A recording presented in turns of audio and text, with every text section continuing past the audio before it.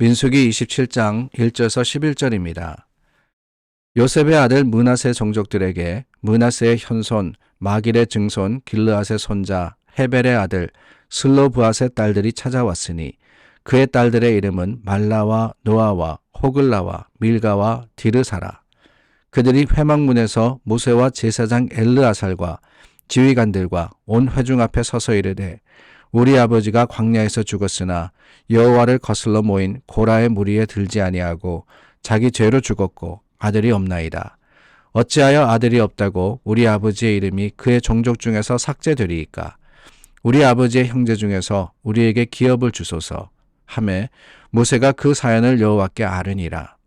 여호와께서 모세에게 말씀하여 이르시되 슬로브앗 딸들의 말이 옳으니 너는 반드시 그들의 아버지의 형제 중에서 그들에게 기업을 주어 받게 하되 그들의 아버지의 기업을 그들에게 돌릴지니라.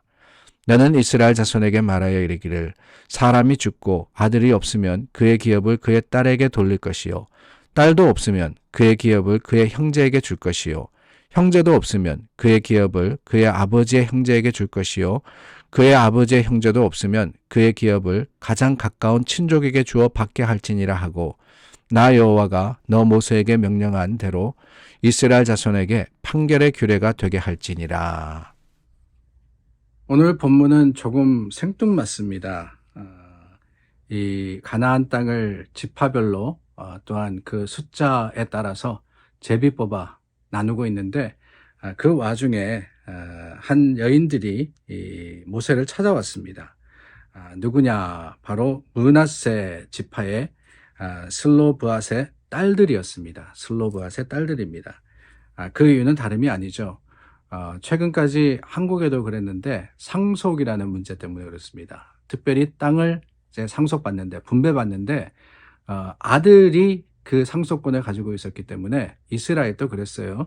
그랬기 때문에 이 아들이 없이 이 슬로브앗의 딸들만, 그러니까 슬로브앗에게는 아들이 없었던 거예요. 그래서 딸들만 있다 보니까 우리가 땅을 받지 못하게 되는, 상속하지 못하게 되는 그런 일이 있다라고 모세에게 하소연을 한 겁니다.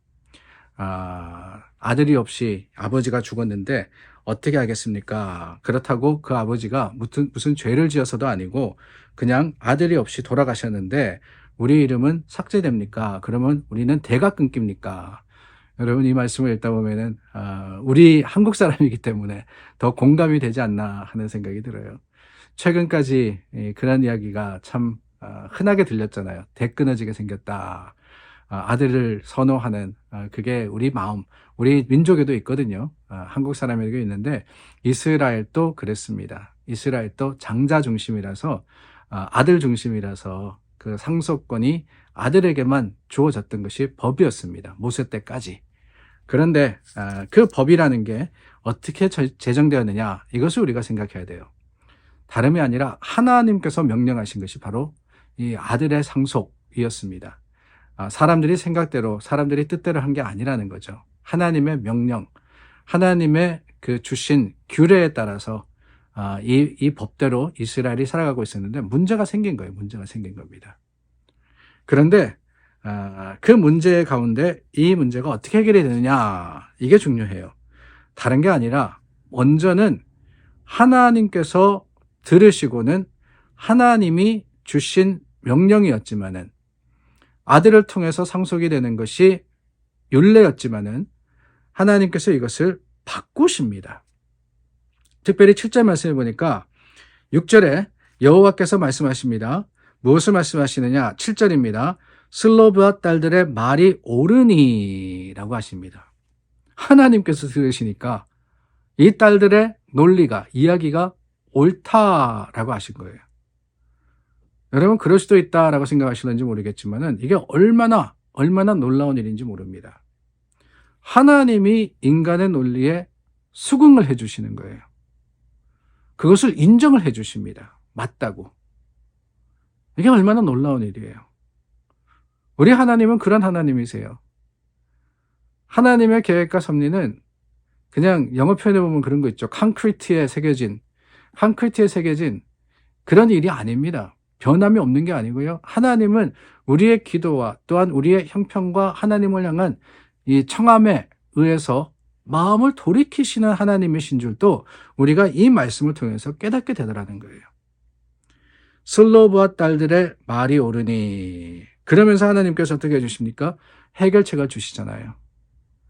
만일 어떤 사람이 죽게 되었는데 그 아들이 없고 그 상속할 사람이 없게 되면 어떻게 되느냐? 뭐 형제 중에서, 그리고는 또 그것이 또 아들에게로 딸들에게로 이렇게 돌리라고 하나님이 말씀하시는 거예요.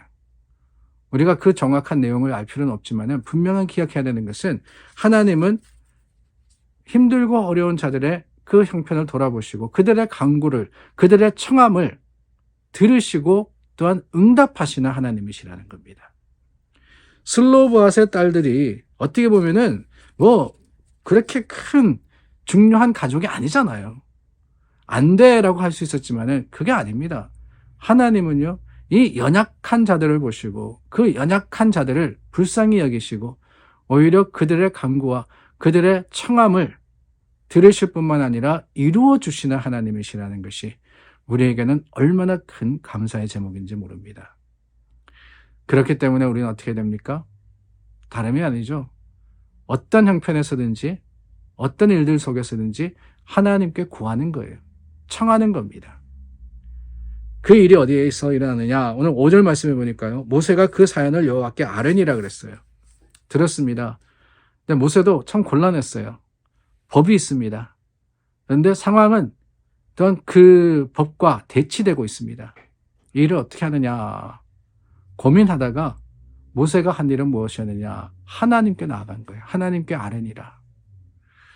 여러분, 이것도 참 중요하다고 생각이 돼요.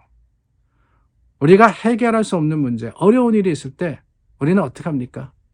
걱정하고 고민하죠. 근데 거기서 그칠 때가 많아요. 이걸 어떻게 할 거냐? 머리를 쓰고 또한 방법을 찾아보고 그러다가는 그냥 멈춰버리는데 그게 아니에요. 그럴 때 우리는 하나님께 나아가서 아뢰어야 합니다.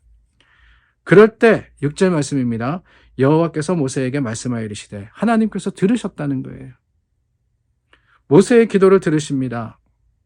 모세는 정말 그 슬로브앗 딸들의 이야기를 잘 들었고 또한 하나님 앞에 나아가서 잘 구했고 또한 하나님께서 명령하신 것을 잘 행했기 때문에 그 이스라엘에 평화가 있었던 것이 아닌가 하는 생각이 듭니다.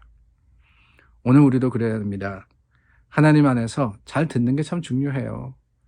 여러 가지 상황과 형편 가운데 우리가 중보하여서 기도할 때 특별히 서로의 어려움과 서로의 형편에 잘 귀를 기울여서 그것을 듣고는 어떻게 되느냐?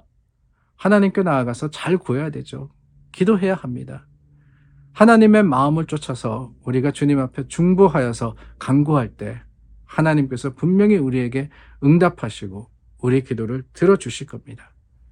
그런데 여러분, 기도를 한다라는 것은 그저 하나님께 아뢰고 그 응답을 듣는 것에 그치는 것이 아니라는 사실을 또한 우리는 기억해야 해요.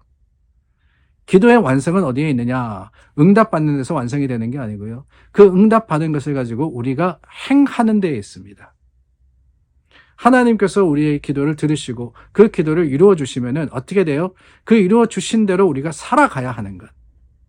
삶이 있어야 되고 행함이 있어야지만 기도가 완성이 되듯이 오늘 저와 여러분들 오늘 말씀을 통해서 기억하기를 원합니다. 하나님께서 우리에게 응답하실 때 우리는 오히려 더 하나님의 뜻을 행하도록, 그것을 지키도록, 우리 삶에 실천하도록 주님께서 도우시고 또한 우리가 노력할 수 있도록 오늘 다시 한번 마음을 다짐하는 저와 여러분들이 되기를 바랍니다. 기도하겠습니다. 참 좋으신 하나님, 하나님이 어떤 분이라는 것을 말씀을 통해서 보았습니다. 그 하나님 앞에 우리가 어떻게 해야 하는지도 깨달았습니다. 오늘 말씀대로 기도하고 또 기도한 것을 우리가 행할 수 있도록 도우시고 이끌어 주시옵소서. 예수님 이름으로 기도드립니다. 아멘. 주말입니다. 오늘도 하나님 앞에 감사하며 주님께서 이루시는 일들을 기억하며 기도하겠습니다.